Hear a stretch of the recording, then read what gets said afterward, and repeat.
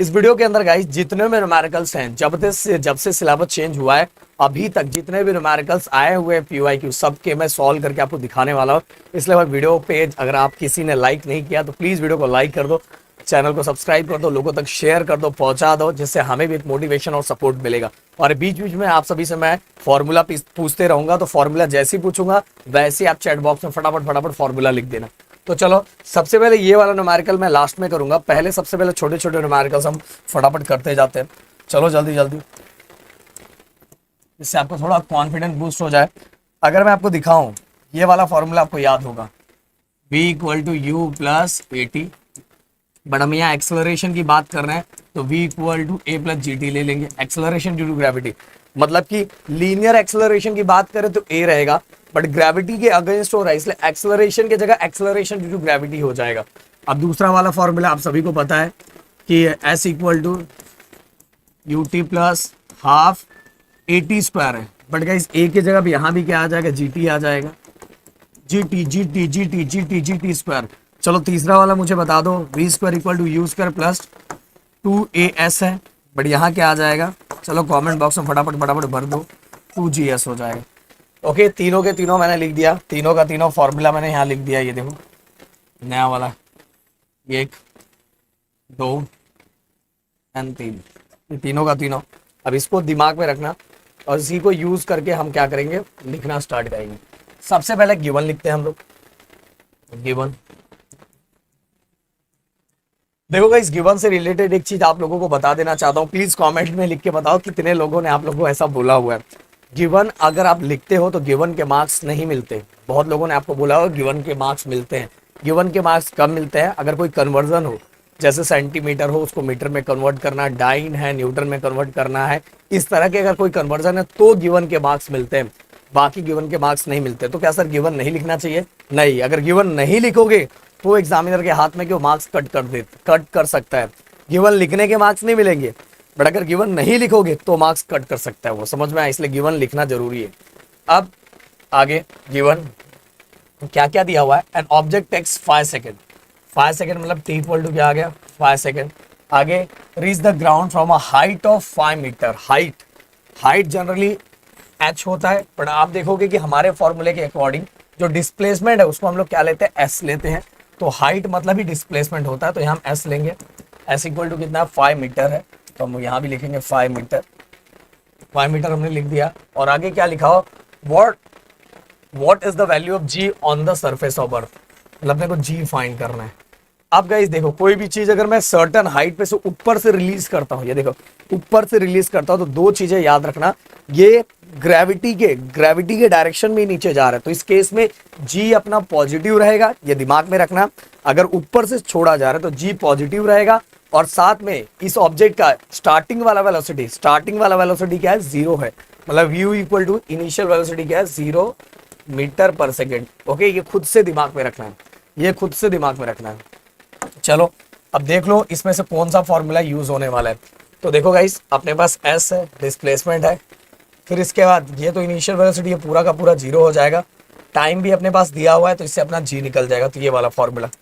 चलो फटाफट सेकंड वाला फॉर्मूला यूज करते हैं, s equal to u t plus half g t square. इस तरह से अगर आपको टेंशन आए तो ये फॉर्मूले लिख देने का, फॉर्मूले आपको सामने रहा तो देखने का पुट करके कौन सी चीजें आ रही तो आपको अपने आप पता चल जाएगा कौन सा फॉर्मूला पुट करना है। तो s अपना s मतलब ये 5 मीटर, और ये इनिशियल वेलोसिटी 0 है, तो ये पूरा का पूरा पार्ट 0 हो जाएगा। 1/2 g की वैल्यू कितनी दी है, g की वैल्यू तो अपने को फाइंड करनी है, और t की वैल्यू कितनी है, 5 का स्क्वायर। तो ये देखो 0 1/2 g इंटू 5 का स्क्वायर 25। अब गाइस ये जो डिवाइड में मल्टीप्लाई में चला जाएगा, जो मल्टीप्लाई है डिवाइड, क्योंकि इक्वल के इस साइड आ रहा है ना, इक्वल की साइड आएगा तो नीचे वाला ऊपर चला जाएगा और ऊपर वाला नीचे आ जाएगा, और ये g। अब अगर हम इसको सॉल्व करते तो 5 2 10 और नीचे वाला 25। अगर थोड़ा और हम इसको सिंप्लीफाई करना चाहें तो 5 2 10 5 5 25 मीटर पर सेकेंड स्क्वायर। ओके, हो गया, ये निकल गया, यही अपने को निकालना था ना। अब चलते हैं नेक्स्ट क्वेश्चन की तरफ। अगला क्वेश्चन क्या दिया हुआ है, अ मेटल बॉल ऑफ मास, तो जो जो गिवन में लिखा हुआ है, गिवन में फटाफट फटाफट हम लिखते जाते हैं। गिवन में क्या लिखा हुआ है? A metal ball of mass, mass equal to 5 kg। और क्या लिखा हुआ? हाइट, हाइट मतलब वही डिस्प्लेसमेंट, कितना लिया हुआ है? 490 मीटर। चलो मुझे कमेंट बॉक्स में फटाफट बता दो कि इसका कौन सा फॉर्मूला यूज होगा। How much time will it take to reach the ground. Again हमें टी फाइंड करना है। क्या फाइंड करना है? टी फाइंड करना है। आप गाइस दिमाग में एक चीज रखो, आपके मन में ये होना चाहिए, हाँ जी की वैल्यू भी यहाँ लिखिए, जी की वैल्यू भी यहाँ लिख देता हूँ। सर ने अभी बताया कि ये मेटल बॉल को एक सर्टन हाइट से रिलीज किया जा रहा है, तो इनिशियल वेलोसिटी क्या हो जाएगी? इनिशियल वेलोसिटी 0 हो जाएगी, तो u इक्वल टू 0, ये याद रखना। और सेम टू सेम उसी के जैसा फॉर्मूला, उसी के जैसा इसमें t फाइंड करना है, सेम वही फॉर्मूला यूज करेंगे, s इक्वल टू ut प्लस हाफ GT²। अब s की वैल्यू कितनी है? 490, लिख दिया 490, 490 हमने यहाँ लिख दिया। ये 0 हो गया तो ये पूरा का पूरा पार्ट 0 हो गया, 1/2। g की वैल्यू कितनी दी है? 9.8, तो 9.8 लिख दिया। t की वैल्यू कितनी है? t का तो अपना को फाइंड करना है मेरे दोस्त। अब देखो ये तो 0 हटा ही देते हैं, अगर 2 को 9.8 से डिवाइड करते हैं तो 4.9 बचता है, और ये t²। अब ये दोनों के बीच में मल्टीप्लीकेशन, इक्वल की साइड का तो डिवाइड हो जाएगा। देखो डेसिमल के बाद एक नंबर है, डेसिमल के बाद एक डिजिट है, इसलिए ये डेसिमल को हटाने के लिए एक ही डिजिट है, इसलिए ऊपर और नीचे 10 से मल्टीप्लाई करो। ऊपर 10 से मल्टीप्लाई करेंगे तो एक 0 बढ़ जाएगा, नीचे 10 से मल्टीप्लाई करेंगे तो डेसिमल हट जाएगा, इक्वल टू t²। अब अगर मैं इसको डिवाइड करूं, 491 सा 490 और 490 और आगे का 2 0, मतलब आप सभी को पता है क्या आ गया आंसर। चलो कमेंट बॉक्स में भर दो क्या आया आंसर। तो ये हो गया 100 इक्वल टू t²। अब गाइस आप सभी को पता है 100 का स्क्वायर रूट किसका होता है? 10 का, तो यहाँ पॉजिटिव, टाइम लिख दो 10 सेकेंड, हो गया काम खत्म, यही पूछा था ना। चलो आगे अगला क्वेश्चन। अगला क्वेश्चन क्या लिखा हुआ है? Object from vertically upward. Okay, मतलब अब ऑब्जेक्ट को नीचे से ऊपर फेंका जा रहा है, ये याद रखो। और ऑब्जेक्ट थ्रोन वर्टिकली अपवर्ड मतलब नीचे से ऊपर जा रहा है, तो इस केस में याद रखो जी की वैल्यू क्या होगी? नेगेटिव होगी, ये दिमाग में रखना है, जी की वैल्यू क्या होगी? नेगेटिव। और बाकी चीजें हम गिवन लिख देते हैं फटाफट। क्या क्या लिखा हुआ है? हाइट, वही मतलब डिस्प्लेसमेंट कितना हमारा 500 metre, 500 metre. What was its initial velocity, starting velocity इसकी कितनी थी? अब ये अपने को फाइंड करना है। अब देखो इसके अंदर बोलो सर एक चीज याद रखना, जब कोई चीज ऊपर से रिलीज कर रहे तो इनिशियल वेलोसिटी 0 होता है। इनिशियल वेलोसिटी देखो, इसको मैंने पकड़ के रखा है, तो पकड़ के रखा है तो इसकी स्टार्टिंग वेलोसिटी क्या है? 0 है। बट कोई चीज मैं नीचे से ऊपर फेंक रहा हूं ना, तो ऊपर वाला 0 का, फाइनल वेलोसिटी 0 का, फाइनल वेलोसिटी 0 का, तो ही तो वो नीचे आएगा। फाइनल वेलोसिटी 0 का, दिमाग में रखना। अगर कोई चीज नीचे से ऊपर फेंक रहा हूं तो फाइनल वेलोसिटी 0 होगा, इसीलिए यू इसके अंदर फाइंड करना है। और v की वैल्यू क्या हो जाएगी? देखो याद रखो, दिमाग में फिट कर लो। सर ने बताया कि कोई चीज नीचे से ऊपर फेंक रहे हैं, नीचे से ऊपर फेंक रहे हैं, तो g की वैल्यू क्या होगी? नेगेटिव होगी, और साथ में फाइनल वेलोसिटी क्या होगा? 0 होगा। ये चलो कमेंट बॉक्स में फटाफट फटाफट ये भर दो। और क्या लिखा हुआ है? अपने को इनिशियल वेलोसिटी फाइंड करना। How long will the object takes to come back to the earth, मतलब टोटल नीचे से ऊपर जाने में, नीचे से ऊपर जाने में टोटल इसको कितना टाइम लगेगा? टोटल इसको कितना टाइम लगेगा, ये भी अपने को फाइंड करना है। ओके, देखो सिंपल सी बात है, जब मैंने मान लो ये मार्कर है, मैंने इसको नीचे से ऊपर फेंका, तो ऊपर जाने में कुछ टाइम लगेगा, फिर सेम टाइम नीचे आने में लगेगा, तो जाने वाला टाइम जितना होगा निकालेंगे और उसी को डबल कर देंगे, तो जाने और आने वाला दोनों टाइम अपने को पता चल जाएगा। तो इसके अंदर यही, बहुत सारे बच्चे बस एक ही टाइम लिखते हैं जो गलत होता है। आपने को क्या बोला? अर्थ पे वापस रिटर्न आने में कितना टाइम लगेगा। तो एक बार ये मैं पूरा फॉर्मूला लिख देता हूँ कि इसके अंदर दो चीज अपने को फाइंड करनी है। तो फटाफट कॉमेंट बॉक्स में लिख देना कि कौन सा फॉर्मूला यूज होगा। P equal to u plus g t, दूसरा S equal to u t plus half g t square, तीसरा V square equal to u square plus 2GS। Okay, अगर आप दिमाग यूज करोगे तो आपको पता है U फाइंड करना है, तो V अपने पास 0 है, G भी अपने पास दिया हुआ है, देखो G दिया हुआ है, ये G यहाँ मैं लिख देता हूँ, G याद रखना, G 10 दिया हुआ है। तो जैसा अगर नहीं दिया रहता तो 9.8 लेते, पर 10 दिया हुआ तो 10 लेना पड़ेगा। और एस भी अपने को दिया, एस भी दिया हुआ है, तो अपने को वी भी दिया हुआ है, जी भी है, एस भी है और यू निकल जाएगा। तो चलो पहले यही वाला फॉर्मूला यूज करेंगे। चलो इसलिए बोल रहा हूँ फॉर्मूला ऐसा लिख देने का। तो वी की वैल्यू 0, यू तो अपने को निकालना है 2, जी की वैल्यू, बट मैंने बोला नीचे से ऊपर जा रहा है इसलिए जी की वैल्यू माइनस हो जाएगी, तो -10। डिस्प्लेसमेंट कितना है 500। ओके अब देखो प्लस माइनस माइनस, 10 2 सा 20। ओके 5 2 सा 10 और 1 2 3, 1 2 3 मतलब ये हो गया हमारा 10,000। अब ये इस साइड -10,000 को इस साइड लेके आ जाओ, इस साइड लेके आ जाओ, ये हो जाएगा पॉजिटिव 10,000, -10,000 इक्वल किस साइड आया तो पॉजिटिव हो गया। अब 10,000 का स्क्वायर रूट होता है 100। ओके 2 0 बस कम कर दो स्क्वायर रूट के लिए, तो 10,000 का स्क्वायर रूट होता है 100। और यूनिट क्या लिखेंगे बताओ, यही आएगा ना मीटर पर सेकेंड। क्लियर, तो ये भी हो गया।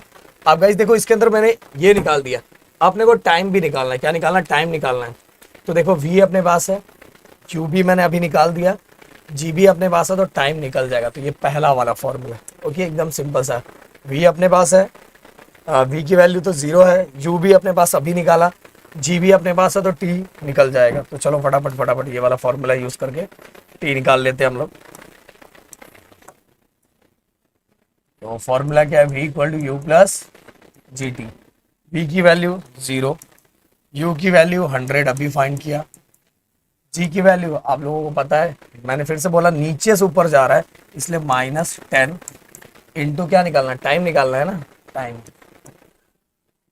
तो कितना हो जाएगा ये, सबसे पहले हम इसको लिख देते हैं प्लस माइनस -10t। आप देखो गाइस -10t, -10t बोल रहा हूँ, -10t इक्वल की साइड आएगा तो +10t हो जाएगा। अब ये दोनों के बीच में मल्टीप्लीकेशन है, इक्वल की साइड है तो डिवाइड हो जाएगा, डिवाइड, तो 0 0 कैंसल, मतलब t इक्वल टू 10 सेकेंड। तो क्या खत्म हो गया, कमेंट में लिख के मुझे बताओ तो ये क्या खत्म हो गया कि अभी भी पिक्चर बाकी है। अरे भाई बाकी है, क्योंकि ये जो है ना बस ऊपर जाने वाला टाइम है, वापस रिटर्न आने वाला टाइम ई टोटल होगा, मतलब 2 को इस टाइम से क्या करेंगे मल्टीप्लाई, 2 इंटू 10 कितना हो जाएगा 20 सेकेंड। कैसे, ये देखो क्या लिखा हुआ, how long will the object takes to come back to the earth, वापस आने का टाइम पूछा है, जाने वाला 10, आने वाला 10, 10 10 कितना हो गया, 10 इंटू 2 कर देंगे 20 सेकेंड, हो गया ये भी काम खत्म। अब अगला क्वेश्चन, अगला क्वेश्चन क्या लिखा हुआ है, tennis ball is thrown up and reaches a height of 5 metre before coming down, what was its initial velocity. तो ध्यान से देखना एकदम क्या लिखा हुआ है, फिर से। अब tennis ball is thrown up and reach a height है, तो मतलब टेनिस बॉल को हमने ऊपर फेंका है, ऊपर फेंका है, ये ध्यान रखना। सबसे पहले हम डिस्प्लेसमेंट लिख देते हैं, कितना लिखा 5 metre and 5 metre coming down, what was its initial velocity. अपने को यू फाइंड करना है, यू फाइंड करना है, यू फाइंड करना है, u equal to question mark. और आपको पता है कि अगर कोई चीज नीचे से ऊपर फेंक रहे हैं, नीचे से ऊपर फेंक रहे हैं, तो आप सभी को पता है कि v की वैल्यू क्या हो जाएगी, मैंने वाला नीचे से ऊपर फेंकेंगे तो फाइनल वेलोसिटी 0 हो जाएगी, फाइनल वेलोसिटी 0 होगी तो ही तो ऊपर वाली चीज नीचे आएगी। और इसके बाद क्या लिखा हुआ है, what was its initial velocity, अपने को फाइंड करना है इनिशियल वेलोसिटी। बट गाइस इसके अंदर मैं देखूं क्या अपने को, अगर मेरे ख्याल से ये लोग लिखना भूल गए क्या, टाइम अपने को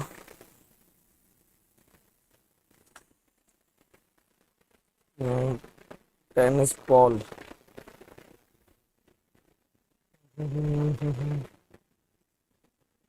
हाँ देखो एक चीज ये लेना भूल गए, वही बता रहा हूँ, ये जी की वैल्यू, जी की वैल्यू इस केस में भी 10 मीटर पर सेकेंड स्क्वायर लेना, याद रखना। फिर से बता रहा हूँ ये बात, अगर आपको दिया है जो वैल्यू दी वही लिखना, अगर नहीं दी होती तो ये PYQ में 10 ही दिया हुआ, 10 दिया हुआ इसलिए अपने को 10 ही लेना है, तो हम 10 लेंगे। तो जी इक्वल टू 10 मीटर पर सेकेंड। अब तो सेम हो गया भाई, उसी के जैसा करना है। चलो फटाफट फटाफट फटाफट मुझे आंसर लिख के बता दो। तो v square equal to u square plus 2GS, v square 0, u square तो फाइंड करना है मेरे दोस्त। 2 जी की वैल्यू मैंने बोला नीचे से ऊपर फेंक रहा है, मतलब कि अगेंस्ट टू ग्रेविटी, ग्रेविटी के अपोजिट डायरेक्शन में जा रहा है, इसलिए जी की वैल्यू माइनस हो जाएगी। और डिस्प्लेसमेंट कितना है 5 है, तो देखो ये हो गया हमारा काम। प्लस माइनस माइनस 10 2 जा 20 और 25 जा 100। आंसर तो पता चल गया होगा, चलो आंसर लिख दो। -100 को इक्वल की साइड लेके जाएंगे तो पॉजिटिव 100 हो जाएगा, और अब स्क्वायर इक्वल की साइड आएगा तो स्क्वायर रूट हो जाएगा, और u इक्वल टू कितना हो जाएगा 10 मीटर पर सेकेंड। खत्म, टाटा बाय बाय। टाइम तो पूछा नहीं है इसके अंदर। चलो अगला क्वेश्चन बहुत सिंपल है, टेंशन नहीं लेना। कुछ लोगों के क्वेश्चन देख के थोड़ा टेंशन आ जाएगा। The mass and weight of an object on the earth are 5 kg and 49 newton respectively. मतलब कोई एक ऐसा ऑब्जेक्ट है जिसका मास और वेट दिया हो, मास उसका 5 kg है और वेट 49 न्यूटन है। ओके, मास 5 kg है और वेट 49 न्यूटन है। Okay clear. अब आगे, what will be their value on the moon, तो बताओ उसकी वैल्यू मून पे कितना होगा। तो सिंपल सी बात है, मास तो सेम ही होगा, मास दोनों का सेम होगा, बस क्या चेंज होता है, वेट चेंज होता है। तो assume that the acceleration due to gravity on the moon is 1/6 of that on the earth. Okay चलो पहले मैं गिवन लिखता हूं जिससे आपको समझेगा। गिवन सबसे पहले क्या लिखा हो, मास ऑफ अर्थ, ऐसे ही लिख देता हूं, कितना है 5 kg लिख दिया। अब weight of earth, weight on earth कितना है 49 न्यूटन। और अपने को क्या फाइंड करना है, मास ऑन मून पहला ये फाइंड करना है, फिर वेट ऑन मून ये फाइंड करनी है, दो चीजें फाइंड करनी है। तो देखो गाइस, पहला तो सेम होगा, mass equal to mass on moon. तो मास ऑफ अर्थ कितना है 5, तो सेम किसका हो जाएगा, मास ऑन मून। तो ऐसा लिख दो, mass on moon equal to 5 kg, same. पहला मिल गया। अब दूसरा अपने को फाइंड करना है, बट एक और कुछ कंडीशन दिया हुआ है। क्या दिया हुआ है, acceleration due to gravity. Acceleration due to gravity का साइन क्या था, जी ऑन द मून, इसलिए मैंने यहाँ ऐसा लिख दिया, acceleration due to gravity on the moon is मतलब equal 1/6 of that on the earth. Okay, मतलब अर्थ के कंपैरिजन 1/6 टाइम रहेगा। कैसा, बस ये याद रखो, आपका काम हो जाएगा। कैसा मैंने लिखा, acceleration due to gravity on moon is 1/6 that on the earth. Okay चलो एक क्वेश्चन पूछ लेता हूं, फटाक से मुझे बता देना। अगर किसी बंदे का वेट अपने इधर 60 है, वेट 60 है, तो अर्थ पे कितना होगा। चलो कमेंट में भर दो, मैं देखना चाहूंगा कितने बच्चों को आता है। अब देखो, मास तो हमने निकाल दिया, वेट का फॉर्मूला, अब जो हमें फाइंड करना उसको हमेशा ऊपर रखने का। तो मून का फाइंड करना है तो हमने उसको ऊपर रखा, और किसके रिस्पेक्ट में फाइंड करना है, अर्थ के रिस्पेक्ट में, तो उसको मैंने नीचे रखा। वेट का फॉर्मूला क्या होता है, mg होता है। ओके mg, मास तो सेम होता है तो यहाँ कुछ नहीं लिखूंगा, बट ये वाला g मून का है और ये वाला g अर्थ का है, लिख दिया। अब दोनों साइड से क्या करेंगे, ये देखो मास तो सेम होता है तो मास कैंसल, तो W of m upon W of E। अब गए GM अपॉन G, मैं इसको कन्वर्ट कर सकता हूँ GM अपॉन G में। देखो कैसे, देखो ये झटके में चेंज हो जाएगा, ये मल्टीप्लाई में इक्वल की साइड आएगा तो डिवाइड हो जाएगा, देयरफॉर GM अपॉन G हो जाएगा ये, और इक्वल टू क्या आ गया 1/6। तो देखो G मल्टीप्लाई में था, इक्वल के साइड डिवाइड में, GM अपॉन G 1/6, तो अपने को इसकी वैल्यू मिल गई, कितना हो गया GM अपॉन G 1/6। और एक और चीज अपने को दिया है, द वेट ऑन अर्थ कितना था 49, तो यहाँ वेट ऑन अर्थ की जगह मैंने 49 लिख दिया। अब ये डिवाइड में है, इक्वल की साइड आएगा तो मल्टीप्लाई हो जाएगा। चलो फटाफट इसका मुझे आंसर बता दो। बस इसको डिवाइड करो, आपका आंसर आ जाएगा, तो आंसर कमेंट बॉक्स में भर देना। और आगे वेट है इसलिए क्या लगा देना, न्यूटन। चलो चलो चलो डिवाइड कर देना। अब अगला चलते हैं अपन, अगला क्वेश्चन, टू टंगस्टन, इसका आप एक क्वेश्चन अपन कर ही लेते हैं सबसे पहले, ये तो मैंने एक स्टार्टिंग में छोड़ा था, फिर हम आगे चैप्टर का करते हैं। What would be the value of G on the surface of Earth if its mass was twice and its radius half of what it is now? Okay ध्यान देना, थोड़ा सा ध्यान दो। अपने को एक नया अर्थ बनाना है, तो जो नया अर्थ बनाना है उसका मास हम m2 ले रहे हैं, जो अभी के कंपैरिजन में टॉइस है, मतलब डबल है। तो अभी वाला जो अर्थ है उसके कंपैरिजन में डबल है, तो लिख दिया।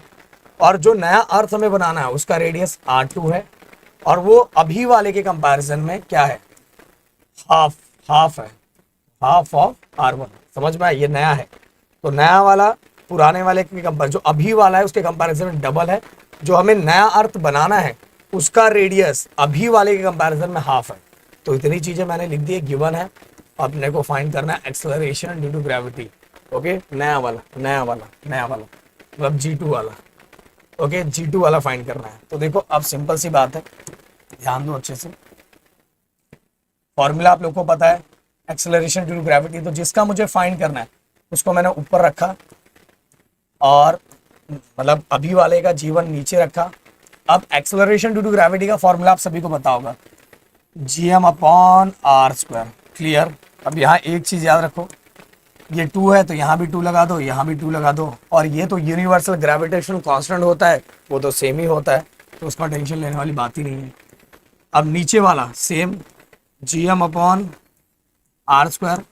बढ़ गया, इस क्या रखेंगे, ये देखो ये 1 है तो यहाँ भी 1 हमने लगा दिया। अब देखो कुछ चीजें कैंसिल हो जाएगी, क्या कैंसिल हो रहा है, ये कांस्टेंट ये कैंसिल, ये कांस्टेंट ये कैंसिल। अब क्या बचा अपने पास, G2/G1, ऊपर बचा m2 और m1, ये एक साथ में ले लेते हैं। देखो ऊपर वाला m2, ये भी ऊपर वाला m1 साथ में ले लिया। अब ये देखो जब हम उल्टा करते तो नीचे वाला ऊपर और ऊपर वाला नीचे चला जाता है, तो ये r1 ऊपर चला जाएगा और r2 नीचे आ जाएगा का r²। देखो सर ने कैसे किया, ऊपर वाला साथ में मास साथ में रख दिया ना, m2/m1 साथ में रख दिया। अब जब भी हम उल्टा करते तो डिवाइड वाला मल्टीप्लाई और मल्टीप्लाई वाला डिवाइड, इसलिए r1 ऊपर चला गया और r2 नीचे आ गया। समझ में आया, जब हम उल्टा करते तो डिवाइड वाला मल्टीप्लाई और मल्टीप्लाई वाला डिवाइड में चला जाता है। अब सबकी वैल्यू पुट कर दो। अब बोलोगे सर m2/m1 अपने पास तो नहीं है, भाई है, ये देखो अभी मैंने चेंज किया था, ये देखो बस मैं इसको ये डिवाइड में इक्वल की साइड आएगा तो मल्टीप्लाई हो जाएगा, तो m2 ऊपर है अपॉन m1, कितना आ गया 2 आ गया, ये देखो बस चेंज कर दिया। और मुझे क्या चाहिए, r1/r2 चाहिए ना, क्या चाहिए r1/r2, तो r1 इधर है, r2 नीचे आगे लेके आ जाओ, r1/r2, और इसके बाद जो नंबर है वो ऊपर चला जाएगा। ऐसा कि जो मुझे रिक्वायरमेंट है उस वाइज मैंने इसको चेंज किया। r1 ऊपर चाहिए था इसलिए r2 को मैं नीचे लाया, तो यहाँ जो नंबर था उसको दूसरी साइड लेके जाना पड़ेगा, तो ये दूसरा ये 1/2 डिवाइड में था, इक्वल की साइड है तो मल्टीप्लाई, और r2 को मैं नीचे लाया तो r1/r2, और ये नीचे था तो ऊपर चला गया। बस आप सबकी वैल्यू पुट कर दो,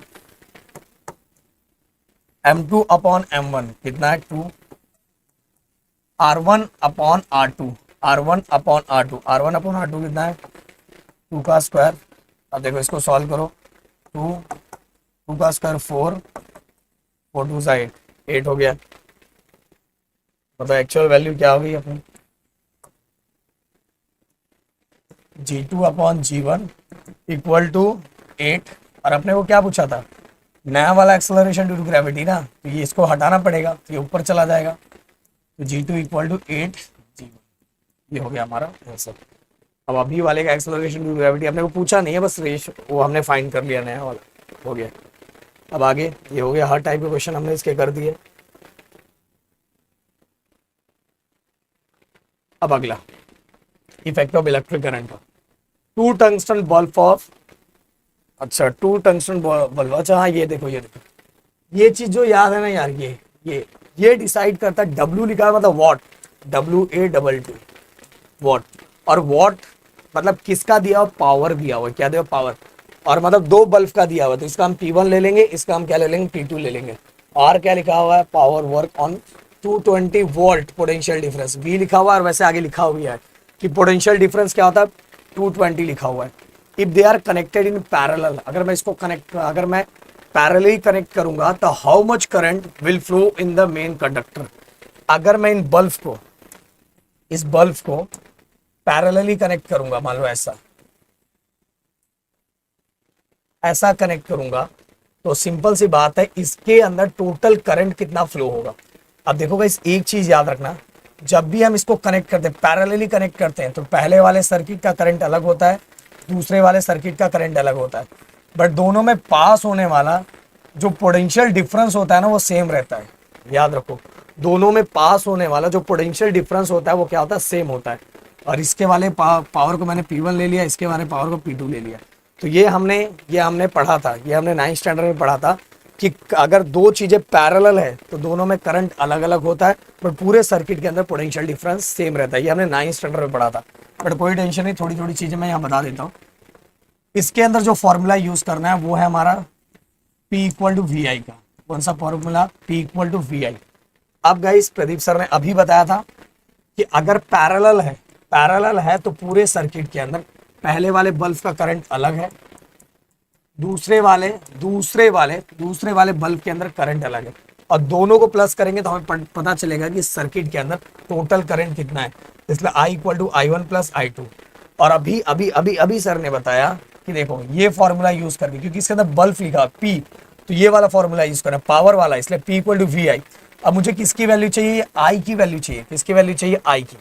तो I की वैल्यू कैसे निकालोगे, देखो I ऐसी रखो और ये V डिवाइड में आ जाएगा, I equal to P upon V, I equal to P upon V, क्योंकि I निकालना है ना, क्योंकि मुझे पैरेलल वाले कॉन्सेप्ट के अकॉर्डिंग मुझे I की वैल्यू चाहिए। किसकी वैल्यू चाहिए, I की वैल्यू, और उस I के अंदर P भी चाहिए, तो यही फॉर्मूला सही फिट बैठता है, P equal to V I. P equal to V I, और V मल्टीप्लाई में इक्वल के साइड आएगा तो डिवाइड हो जाएगा, तो I equal to P upon V आ गया, I equal to P upon V। अब देखो, अब मुझे टोटल ये सर्किट के अंदर टोटल कितना करंट फ्लो हो रहा है ये भी फाइंड करना है। अब I पहले वाले के लिए P1 upon V sir V1 क्यों नहीं लिख रहे हो, अरे भाई पूरे सर्किट के अंदर पैरेलल जब रहता है तो पोटेंशियल डिफरेंस सेम रहता है, इसलिए ओनली V लिख रहा हूँ। और I2 के लिए अगेन P अपॉन V होगा, बट 2 है इसलिए P2 मैंने लिख दिया। अब दोनों को सेम कर दो, P1 plus P2, denominator same हो रहता है तो कॉमन ले लेते हैं। अब P1 की वैल्यू कितनी है, P1 50, P2 की वैल्यू कितनी है 220, और हमारा V कितना है, अरे सॉरी कितना 60, और V कितना है 220। अब देखो कितना हो जाएगा ये 110 और नीचे 220, 0 0 कैंसिल, 11 1 11, 11 2 22। अगर मैं इसको और थोड़ा डिवाइड करूं तो 0.5, और ये 0.5 क्या है, total current in given circuit, जो सर्किट अपने को दिया है उसके अंदर का टोटल करंट। और करंट का जो यूनिट होता है वो कहता है एम्पियर होता है, तो ये बिल्कुल नहीं बोलना। अब चलते आगे, अगला क्वेश्चन एकदम ध्यान से। अरे वाह वाह, ये तो बहुत अच्छा दिया। Who will spend more electric energy, कौन ज्यादा इलेक्ट्रिक एनर्जी खर्चा कर रहा है, कंपैरिजन बताना है। पहला 500 what TV set in 30 minutes और 600 वॉट हीटर इन 20 मिनट्स। बस इसके अंदर याद रखना ये वॉट है, इसलिए इसको भी हमें ये मिनट्स में दिया तो इसको घंटे में कन्वर्ट करना, तो मिनट को अगर घंटे में कन्वर्ट करना तो डिवाइड बाय 60। तो वैसे 20 मिनट्स को भी हम किससे डिवाइड करेंगे, 60 से डिवाइड करेंगे। तो सबसे पहले दो चीजों का पूछा है, किसका पूछा है, हीटर और टीवी का। तो सबसे पहले टीवी का फाइंड करते हैं। अब क्या क्या लिखा हुआ है, इलेक्ट्रिक एनर्जी फाइंड करना है। देखो 500 वॉट है, पावर इनटू टाइम, वॉट मतलब पावर, तो 500 इनटू टाइम, मैंने बोला मिनट्स में दिया है, इसको घंटे में कन्वर्ट करने के लिए डिवाइड बाय 60 करना पड़ेगा। अब सिंपल सी बात है, 31 सा 13, 32 सा 60, और 500 को भी 2 से डिवाइड करूंगा तो कितना आ जाएगा 250। ओके, अब गाइस पावर वॉट है और टाइम हमने किस में रखा, आवर्स में, तो WH हो गए। ये पहला वाला मिल गया 250। अब दूसरा वाला अपना दूसरा, अरे दूसरा भाई दूसरा किसके लिए, for heater, heater electric energy P into T. अब P का इस कितना, power power power power power power power कितना है, ये 600 इंटू टाइम 20 मिनट्स। तो मिनट्स को हमने कन्वर्ट किया घंटे के अंदर, तो 20/60, 21 23 60। अब 600 को अगर मैं 3 से डिवाइड करता हूँ तो 3 2 600। तो इसका भी यूनिट आगे कर दो। देखो पावर W और टाइम को हमने किस में लिया, आवर्स में। अब इसका आंसर तो आप मुझे खुद बता दो कि कौन ज्यादा इलेक्ट्रिक एनर्जी कंज्यूम कर रहा है, कौन ज्यादा खर्चा कर रहा है। अब टीवी खर्चा कर रहा है, हीटर, फटाफट कमेंट बॉक्स में भर देना, मैं चाहूंगा तो दिख रहा है बस। इसके लिए 1 2 अगर जिन बच्चों को आता है वो फटाक से बता देंगे। अब चलते गाइस अगला क्वेश्चन। हाँ, इसके अंदर एक और टाइप का क्वेश्चन आ सकता है जो एक्चुअल अपने PYQ में नहीं दिया है, फिर मैं बता देना चाहता हूँ कि अपने को या तो 2-3 सर्किट दिया रहेगा, उसके अंदर पैरेलल वाला कॉन्सेप्ट, और पैरेलल के साथ ही, पैरेलल के साथ याद रखो, पैरेलल वाला कॉन्सेप्ट या तो सीरीज वाला कॉन्सेप्ट, इससे रिलेटेड भी अपने को आ सकता है। या तो गाइस अगर मैं आपको बताना चाहूँ तो ऐसे क्वेश्चन की प्रैक्टिस कर लेना। मैं PYQ करवा रहा हूँ इसलिए इसके अंदर वो क्वेश्चन कवर नहीं कर रहा हूँ। और कभी कभार हमारे देखो बुक में अंदर हमें टेक्सचुअल क्वेश्चन में भी वो दिया हुआ है कि हमें टोटल वो इलेक्ट्रिक मतलब इलेक्ट्रिक एनर्जी के एक्सपेंसेस कितने होंगे, कितना पैसा लगता है टोटल, वो यूनिट निकाल के, वो देखो एक है अपने टेक्स्ट बुक के अंदर, वो भी एक बार देख लेना। वो PYQ में तो नहीं है इसलिए मैं यहाँ वो नहीं करवा रहा हूँ, बट आपको एक बार देख लेना सॉल्व वाले में। देखो न्यूमेरिक, मैंने बोला था बीच में कुछ बताऊंगा, न्यूमेरिकल्स के लिए थोड़ी तैयारी आपको सॉल्व न्यूमेरिकल की करनी चाहिए, सॉल्व न्यूमेरिकल की ज़्यादा करनी चाहिए। ओके, तो ये कर लेना, और बाकी तो सब मैं बता ही रहा हूँ, कोई टेंशन नहीं है। और अगर बाकी पावर ऑफ बल्ब वाला क्वेश्चन आया तो वोल्ट दिया हुआ है और करंट दिया हुआ है। तो पावर ऑफ बल्ब अगर निकालने के लिए आया और वोल्ट और करंट अपने को दिया है, वोल्ट और करंट अपने को दोनों दिया है, मान लो ये 20 है, ये 10 है, और अपने को पावर निकालने के लिए बोला तो P इंटू VI, याद रखना, ऐसा भी न्यूमेरिकल्स आ सकता है। ओके, और जो मैंने बोला कि अप्रैल मंथ में इतने घंटे चला तो कितना खर्चा आएगा, ऐसा वैसा, ऐसा भी एक न्यूमेरिकल आ सकता है। चलो आगे, अब हीट वाला, how much heat energy necessary to raise the temperature of 5 kg water from 20 degree Celsius to 100 degree Celsius. बहुत सिंपल है, एग्जाम में ये जनरली 2 मार्क्स के लिए न्यूमेरिकल आया हुआ है, बट सही बोलूँ ना 2 मार्क्स के लायक ही नहीं है। अगर मैं बोलूँ मास कितना है, 5 kg।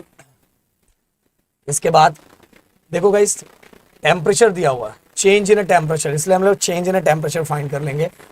तो चलो सबसे पहले T1 20 डिग्री और T2 100 डिग्री सेल्सियस दिया है, और अपने को क्या फाइंड करना है, हाउ मच हीट, मतलब Q फाइंड करना है।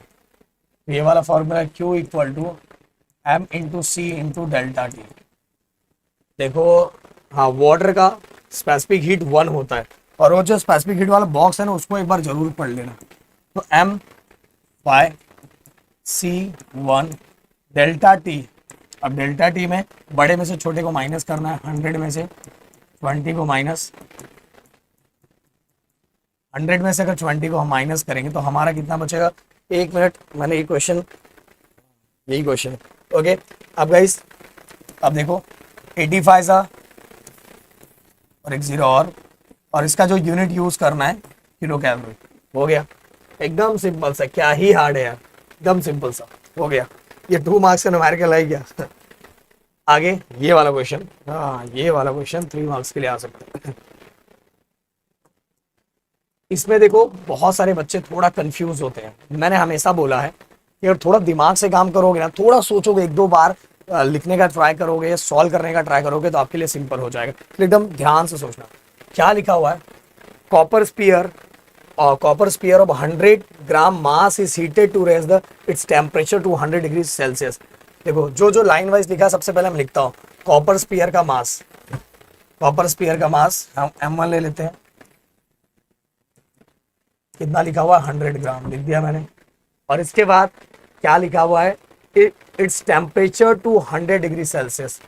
तो इसको हम T1 ले लेते हैं 100 degree Celsius and is released in water of mass, water का मास M2 195 ग्राम एंड टेम्परेचर, उसका टेम्परेचर कितना लिखा हुआ है 20 degree Celsius, 20 degree Celsius in a copper calorimeter.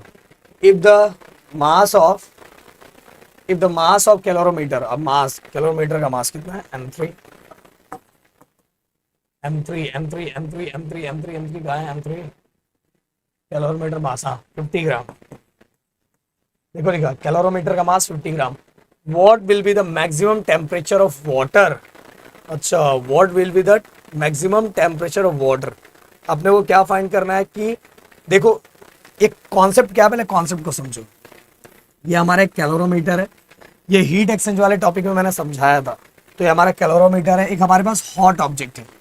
इस हॉट ऑब्जेक्ट को इसके अंदर कैलोरीमेट्री के साथ मान लो वाटर, ये कॉन्सेप्ट के अकॉर्डिंग ये कैलोरीमीटर है और इसके अंदर वाटर रखा हुआ है।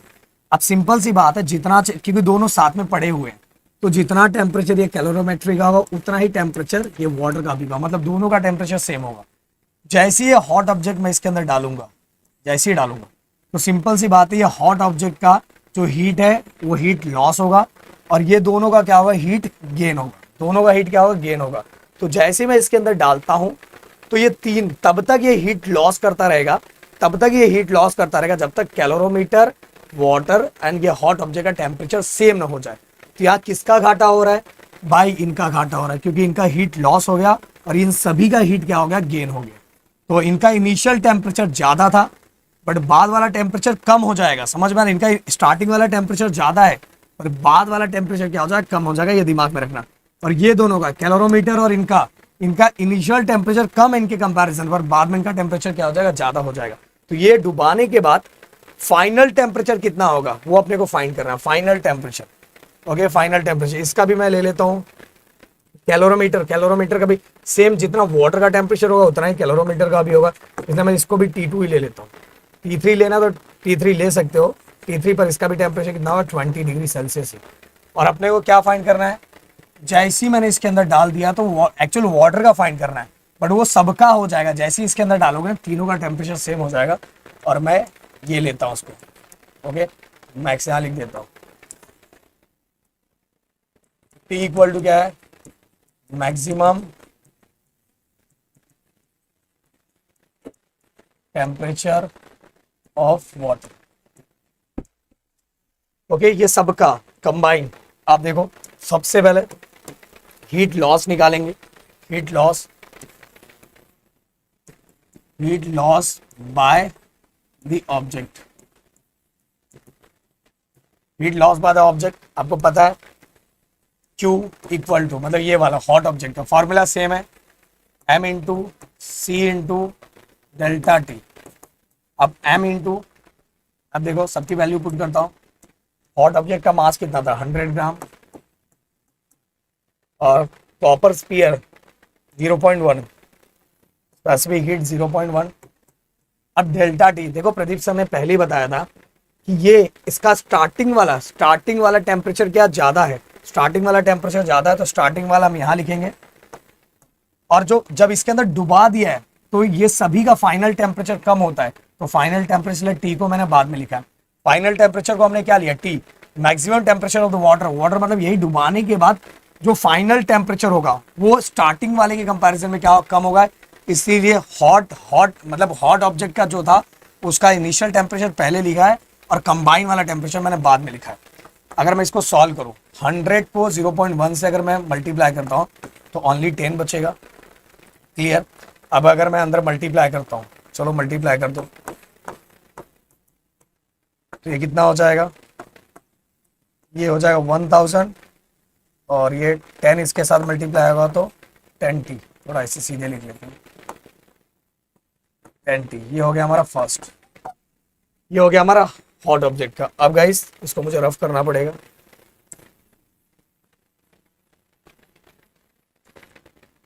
अब दूसरा वाला Q1 मतलब कैलोरीमेट्री या वाटर, आपको जो लेना। चलो हमने जो इस पे लिया हुआ वही ले लेते हैं। तो हमने लिया है, अच्छा पहले वाले को हमने M1 लिया है तो इसको भी 1 ले लेते हैं, समझ में आया, तो इसको हम 2 ले लेते हैं, ये वाटर का है। तो वाटर का same formula M2 into C2 into delta T. अब देखो वाटर का मास कितना है, वाटर का मास 195 लिख दिया, और इसका जो स्पेसिफिक हीट वाटर का 1 होता है। अब change in temperature, change in temperature में बड़ा पहले लिखते हैं और बाद में छोटा लिखते हैं।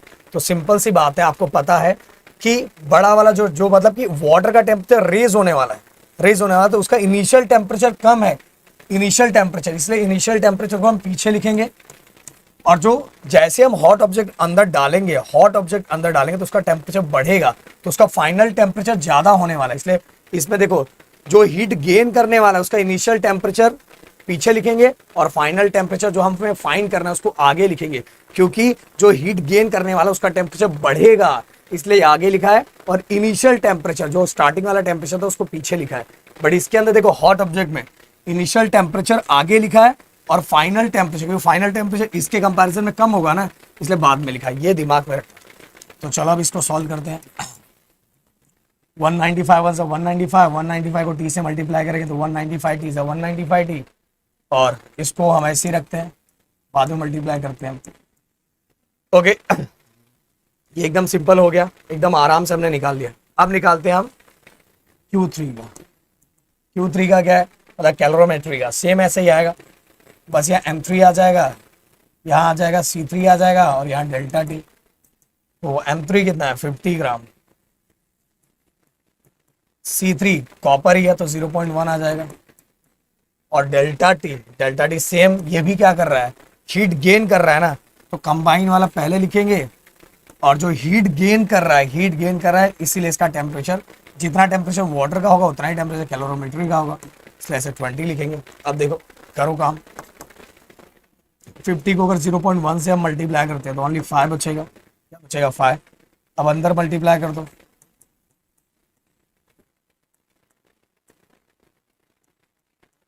अंदर मल्टीप्लाई कर दो, 5t 500 5 2 10 हो गया। अब गाइस यहाँ इक्वेशन नंबर मैं लिख देता हूँ, ये वाला हमारा फर्स्ट था, ये हमारा फर्स्ट है, और ये हमारा सेकंड है, ये हमारा थर्ड है। थोड़ा मैं इसको ऊपर लेके सॉल्व करता हूँ। आपको ये वाला कॉन्सेप्ट पता ही है, heat loss by the body, heat gain by the body. तो हीट लॉस कौन कर रहा है, Q1, और गेन कौन कौन कर रहा है, दो लोग, एक वाटर और एक दूसरा कैलोरीमीटर। अब सबके कॉन्सेप्ट को लिखेंगे, बैलेंस करेंगे तो अपने को फाइनल टेम्परेचर मिल जाएगा कि हॉट बॉडी को डुबाने के बाद, हॉट बॉडी को डुबाने के बाद तीनों का टेम्परेचर फाइनल कितना हो, और साथ में वाटर डुबाने का सभी का टेम्परेचर सेम हो जाएगा ना, वाटर का पूछो कैलोरीमीटर का पूछो, फाइनल टेम्परेचर सबका सेम रहेगा। तो Q1 कितना दिया है, Q1 ये देखो लिखा हुआ है 1000 ही होगा ना, 1000 माइनस 10t इक्वल, Q1 कितना आया, Q1 195 t माइनस 195 इंटू 20 हो गया। फिर इसके बाद प्लस, बीच में प्लस है ना, देखो प्लस, Q2 कितना है 5t माइनस 100, हम इसको ऊपर ले लेंगे,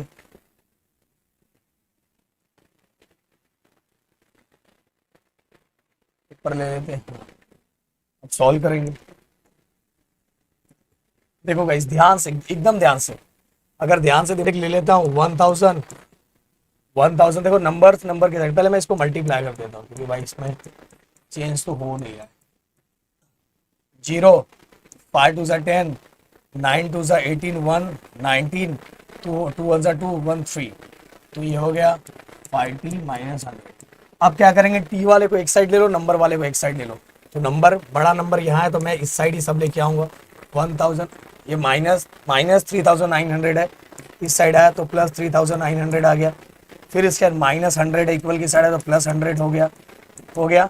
अब गाइस टी वाले को एक साइड ले लो, इस साइड 195 टी है तो मैं ये बड़ा वाला 195 टी इसी साइड है, इसलिए सबको इस साइड लाऊंगा, तो प्लस तो ये इसी साइड है, और इस साइड से ये साइड आया तो क्या हो गया 10 टी हो गया।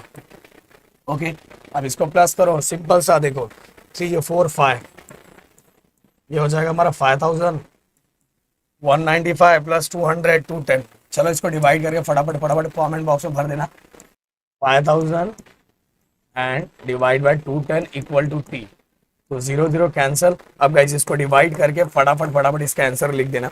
अब चलते हैं बढ़ते हैं अगले क्वेश्चन की तरफ। ये जो होगा टी फाइनल जो होगा वही हमारा क्या होगा, टेम्परेचर, किसका टेम्परेचर, वाटर का भी वही टेम्परेचर होगा, कैलोरीमेट्री का भी वही टेम्परेचर होता है।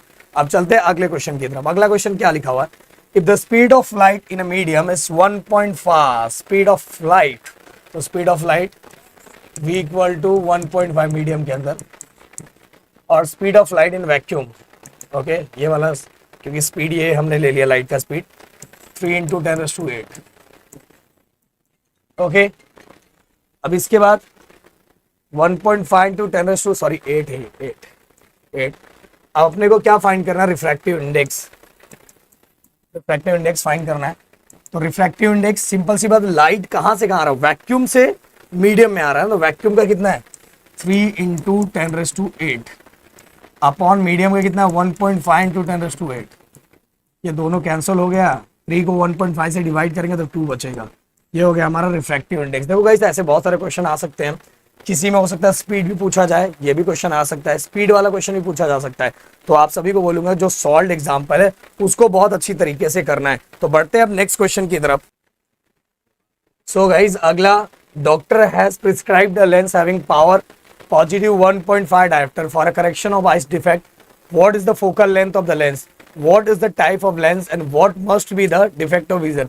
भाई बहुत सिंपल है, क्या लिखा हुआ है, अगर मैं देखूँ ना इसके अंदर एक क्वेश्चन का आंसर पहले ही मिल गया, What is the type of lens?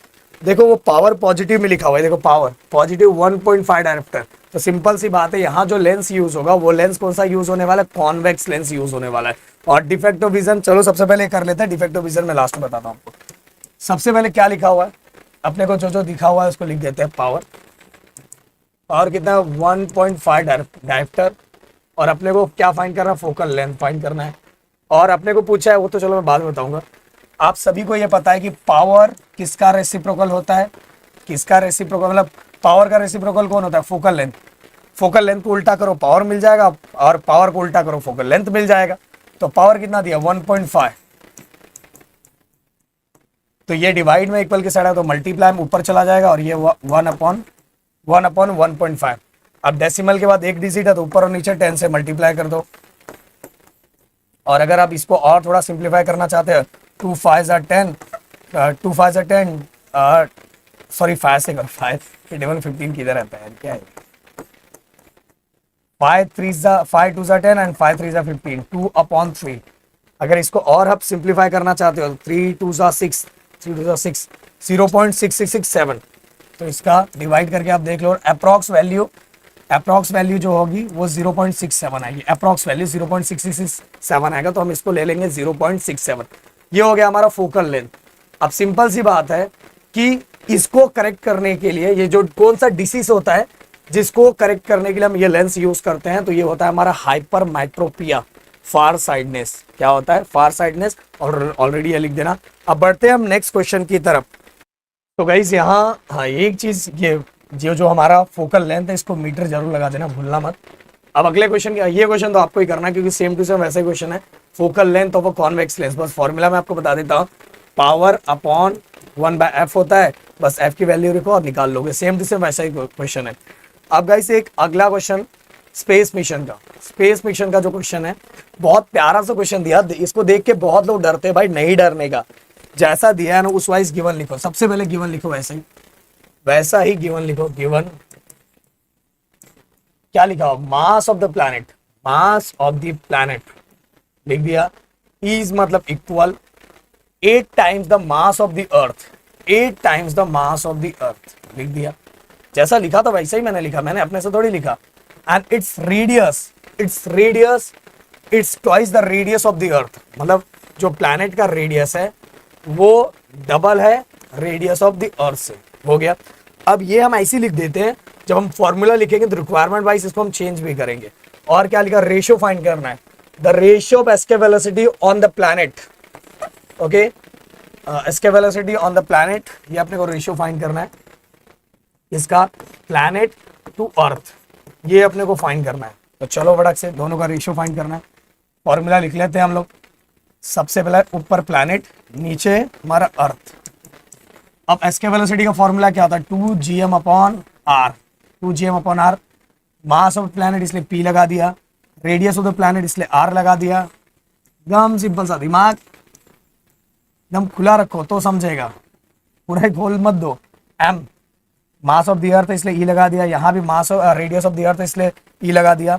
अब देखो कुछ चीजें कैंसिल हो जाएगी, 2 cancel, 2 cancel, g cancel, g cancel. और अभी ऐसा कुछ क्वेश्चन हमने किया था, क्या किया था, ऊपर क्या बचेगा, ऊपर अगर हम ध्यान देंगे, तो थोड़ा मैं इसको और अच्छे से लिखूं,